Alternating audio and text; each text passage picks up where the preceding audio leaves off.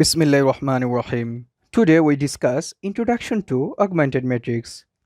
সাধারণত আমরা কখন অগমেন্টেড ম্যাট্রিক্স করে থাকি?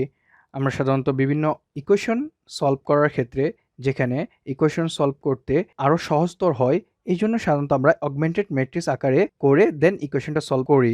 এইভাবে করলে সাধারণত যেমন গাউস জর্ডান এলিমিনেশনের ক্ষেত্রে, গাউসিয়ান এলিমিনেশনের ক্ষেত্রে, এছাড়াও রয়েছে হোয়েন ইকুয়েশন আর কনসিস্টেন্ট আর ইনকনসিস্টেন্ট, এসব প্রবলেম সলভিংয়ের ক্ষেত্রে সাধারণত আমরা অগমেন্টেড ম্যাট্রিক্স আকারে লিখে দেন করলে এটি আরও সহজতর হয়ে পড়ে।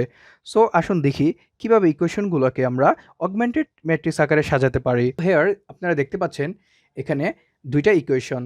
তো দুইটা ইকুয়েশনে আমরা কিভাবে অগমেন্টেড ম্যাট্রিক্স করে থাকি। এছাড়াও রয়েছে 3 ইকুয়েশন, 4 ইকুয়েশন। সো আগে 2 ইকুয়েশনের ক্ষেত্রে আমরা দেখি। এখানে দেখতে পাচ্ছেন 4x - 2y = 1 and 3x + 4y = 2।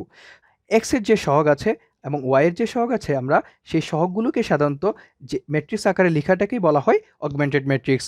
So এখানে x এর সহগ 4, 3 and y এর সহগ -2, 4, আর রাইট হ্যান্ড সাইডে আছে 1 and 2, আর সাধারণত একেই বলা হয় অগমেন্টেড ম্যাট্রিক্স। এখানে আমরা দুইটা ইকুয়েশন দিয়ে দেখতে পেয়েছি।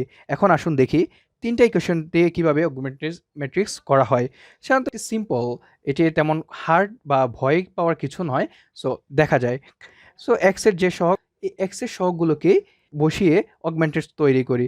সো এখানেও সেম নিয়মই, ওয়াক্সের যে সহগ 1, এক্সের সহগ 2 and 3, -1, -2 and 3 প্লাস দেওয়া হয়েছে, কাজ জাস্ট একটু বোঝানোর ক্ষেত্রে, না দিলেও চলে। 2, 4 and -6, and রাইট হ্যান্ড সাইডে 5, 10 and 15 দেওয়া হয়েছে। আর একে আমরা সাধারণত অগমেন্টেড ম্যাট্রিক্স বলে থাকি। আর এভাবে আমরা 3 ইকুয়েশন, 4 ইকুয়েশন, যে কোনো ইকুয়েশনকে অগমেন্টেড ম্যাট্রিক্স আকারে সাজিয়ে লিখতে পারি। আজকে ছিল এই ছোট বিষয়ের উপর ধারণা। আর thank you guys for watching my video. আসসালামু আলাইকুম।